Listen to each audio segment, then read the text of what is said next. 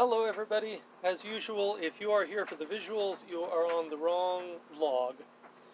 This time I am coming to you from my basement slash bedroom with a fluorescent light in the background shining on me and dryer noise. So yay, I'm a professional YouTuber, look at me go. So I recently received suggestions from a few folks over on Facebook as to things that I should do. I reposted that thing that goes around about if I was hosting a TED Talk, what would you assume it was that I was doing? And some people posted some things, and I said, this has been illuminating. You want me to touch on any of this in my vlog? And they said, yeah, why not? Go for it. So I'm going to go through that list. I took some screenshots of what people said so I don't lose it in the annals of Facebook. The first message that popped up came from Rachel, who said that she would assume my TED Talk is on tea parties and etiquette. So that's an interesting concept. I can probably talk a little bit about that. Most of it's going to be pretty abstract. I can't really tell you what specifically to do at a tea party, and there are reasons for that, which I will get into here. I don't think I'm the right person to talk about that subject, first of all, because mostly I host mad tea parties, or at least my sons do, and I do all the work, because that's how parenthood works. But anyway, mad tea parties are pretty much a parody of how a tea party should go. At least they are in the source material of Alice in Wonderland. But as for the matter of etiquette, I can talk about etiquette a little. I don't know if any of this is particularly novel, but as you all know, I do consider etiquette very important. I wish to speak properly. I try to dress the part for whatever it is that I'm doing. When I'm hosting, I try to be very courteous and keep my guests' needs in mind. So the only thing I can really come up with to say for this, I'm sorry, I'm waggling my camera every time I drop something because I've got the camera on my bed here, but wow, way to go. What I have to say about etiquette is this. I have seen people who say that you shouldn't stand on etiquette and that basically etiquette slows things down. There's no need for etiquette here because we're among friends, things like that. They want things to be casual. And casualness definitely has its place. In fact, that's an important point of etiquette. In Edward Scissorhands, Edward's creator explains that etiquette tells us what is expected of us and saves us from all discomfort and humiliation. And I think that is true. What etiquette is a system of convention that a society has agreed upon as the way that things should be done. Now, these things are completely arbitrary, and some people say that as if it's an indictment, like these things aren't valid because they're arbitrary, because we could have chosen to do things a different way, and it wouldn't make any difference. I say the arbitrariness and its necessity are two completely unrelated things. The fact that it's arbitrary has no bearing on the fact that it is still necessary. For example, we could have just as easily decided that red means go and green means stop, and it would have made zero impact on anything whatsoever. The only reason that stoplights mean stop when they say red and mean go when they say green is because we just decided on that. There's a history to it. It's a fairly interesting history, but it doesn't matter. It could have been blue and yellow. It could have been any contrasting colors. It cannot include white, because if the lens breaks, then you get a white light. That's why they started using colors in the first place.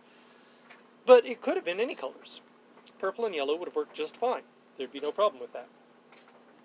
So, etiquette is a universally decided on way to do things. Some people don't like that there are ways to do things and want to do it their own way. Well, that's fine in some settings, but the purpose of etiquette is to limit discomfort and humiliation, awkwardness. So in the same way that it doesn't matter which light means stop and which light means go, it doesn't particularly matter which order you pick up your utensils from at a formal banquet. Somebody once upon a time said, well, I don't know, we'll pick out from the outside and go in as we progress through the meal, and it stuck, and here we are. So what I can say about etiquette is, first of all, if you're not following proper etiquette, then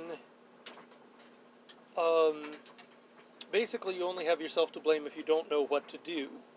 If you're in a situation where there is a standard of protocol in effect, and if you can't be bothered to figure out how to do it, that's on you. You're the one being rude. At the same time, the reason I said I'm not the person to talk about tea parties and etiquette is because it's a wide and varied field. I mean, we could spend a lot of time talking about one or the other, because a tea in Scotland is very different from a tea in London, which is going to be different again from a tea in Wales. In Scotland, afternoon tea is going to have things like sausage and oatmeal. It's going to be a very hearty thing. Why? Well, because look at Scottish climate. I mean, it's cold up there. It's downright chilly. You need a lot of calories to keep going. Scottish people need hearty food to keep themselves going. That's why they got all that fried food and whole grains and things we associate with a Scottish diet. More southerly, in an English tea, especially in a southern English tea, you're going to see more in the way of, biscuits and Battenbergs and more, light refreshments. So part of that is cultural, part of it is natural. But the point is that I can't say anything about tea in general, because a tea in Wales and a tea in Ireland are going to be very different. And here I've only spoken so far about the British Isles.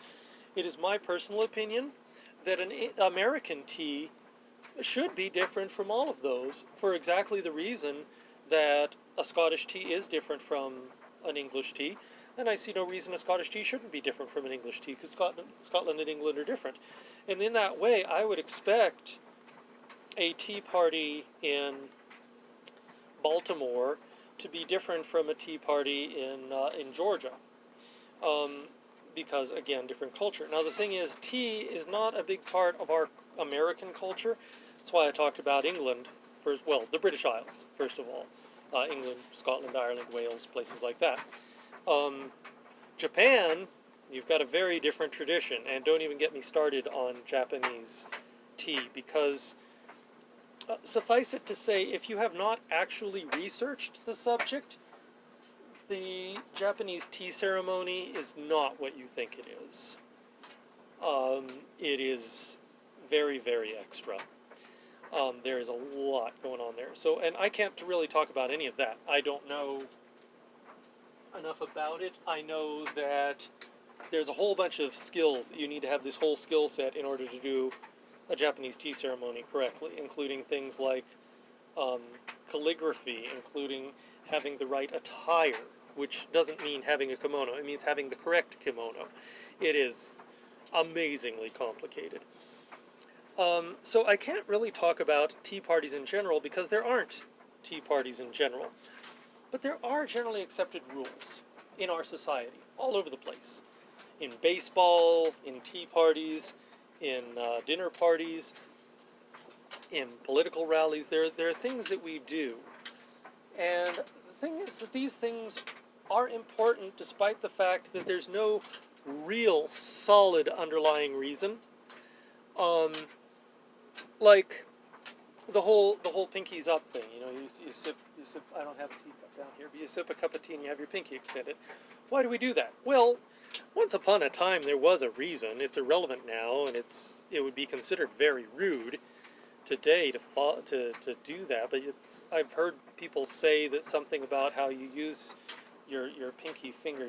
People would grow their pinky nail long and use it to scoop sugar or something, which does not sound like a good idea.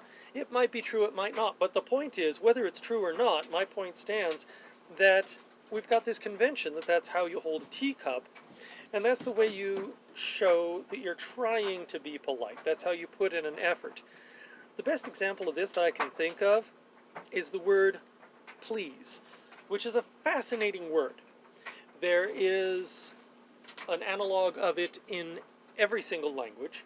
Every language has a translation of please, despite the fact that please, the word, does not have a definition. You could look at what it literally means, and that's going to vary from language to language. Generally, it means something to the effect of, if it would please you to do this, then do it. But as far as definition, it doesn't mean anything. It's a nonsense syllable, like hello. Because in terms of definition, in terms of meaning, what's the difference if I say, get me a glass of water, or get me a glass of water, please? Please is the magic word. People call it that, and it's very apt because all please does is you put it somewhere in the sentence, and all of a sudden the sentence is polite, regardless of what it is. This is great fodder for comedy because it's just this magic word that means, by the way, this sentence is polite. Now that I've got this mostly cleared off, let me see if I can find a better place to put this where there won't be light glaring. That's a terrible angle, but it's much better. So, yeah, there's comedy gold to be had in the word please, because you can say a lot of comedy comes from the cognitive dissonance of something that's just utter nonsense. So if you say something very, very rude, or at least if you have a command sentence that's very, very rude, but include the word please in it, your brain has no idea what to do with that, because it's like, I'm politely telling you to do something that's very rude of me to say. Monty Python capitalized on this kind of dissonance a lot. I don't know if they ever used that particular gag. But let's turn that off for the time being while I'm talking. Sorry about all the noise. I'm doing laundry. So, saying please means I'm making an effort. If I were to give please a definition, please means I'm trying, to put this gently, I am attempting to say this without hurting your feelings. I am trying to take your feelings into account, and I am trying to be polite. I am trying to be polite. Could you please get me a glass of water? Please. I'm not trying to be rude by saying I need water. I'm saying I'm dying of thirst. Could you please get me a glass of water? That's what please is for. Extending your pinky is for the same thing that please does. Saying please pass instead of reaching too far. And these conventions will vary from place to place. What I have to say about etiquette is that it is very important to understand the etiquette of where you are and what you're doing. So there are two things that I have to say about that, and they both have to do with information and communication. And communication is one of the express reasons that I started this vlog in the first place, is to try to communicate between people who speak completely alien languages to one another, and there are a lot of these in this world. So I don't know what kind of ears this will land on. I don't know if anyone out there needs this advice, but what I have to say is, number one, figure out what's expected of you. Figure out how you're supposed to act, and don't make a fuss, unless there's some reason it inconveniences you. It might be rude not to eat the shellfish, but if you are allergic to the shellfish, it's probably more rude to vomit all over the dinner party. So, within the constraints of physical need, do your best to be polite. I do this in a lot of ways. I wear a necktie when I go to work. Why do I do that? No actual reason. It serves no function. It's not a life-saving device. I won't get cold without my tie, especially if it's one of these little clip-on bow ties that I wear all the time. Always go to work with a tie. Well, what does the tie do? It does utterly nothing. It is a pointless and superfluous point of decoration, to the point that I cannot feel the difference. I don't know if I'm wearing a tie or not. I take this tie off, the shirt feels exactly the same as it did before. So why wear it? Because it's saying please, because it's extending my pinky, because it's saying I care. I care enough to feel professional, to act professional, to look professional, that today I put on a tie to say, I'm being professional today. A lot of other things like that are totally arbitrary. High-heeled shoes and fishnet stockings have a certain context, which has nothing to do with the objects themselves. A business suit has a certain context, nothing to do with the function of a business suit, although business suits are incredibly practical. I cannot stress enough how great an idea it is to wear a business suit. There's a reason I started doing that when I was, preteen. So there's another piece to this, though.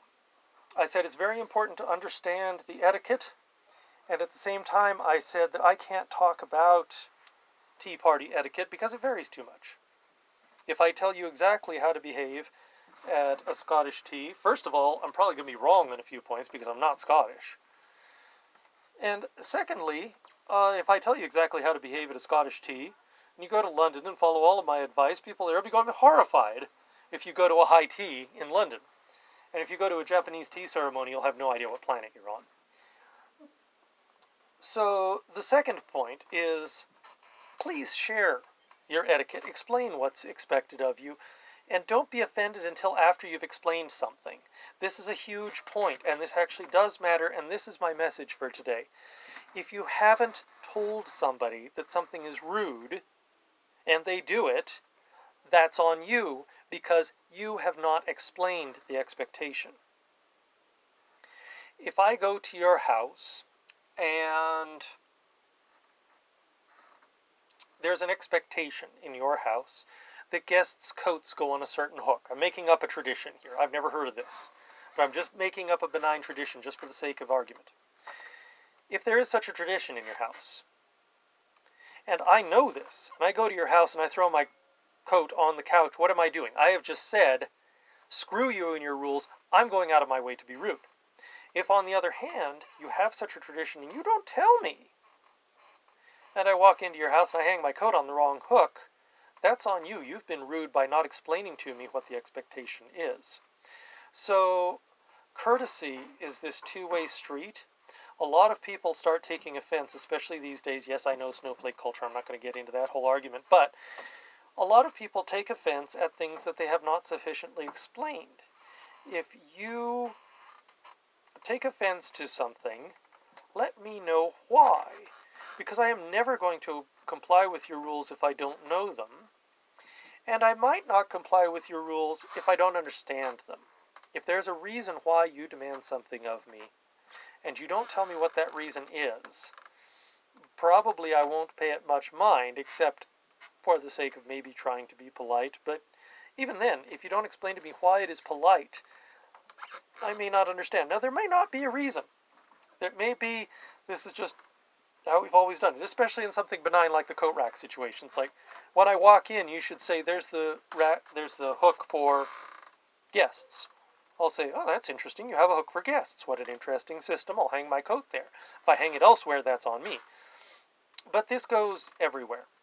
If you have a pet peeve, I won't know about it unless you tell me about it. Some people are embarrassed about that. I don't see the point.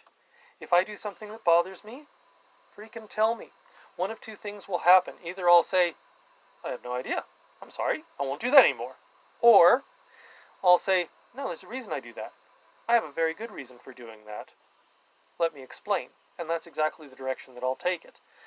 The worst thing that can happen is you stir up an interesting conversation. The best thing that can happen is that you deepen the trust and love between the two of us.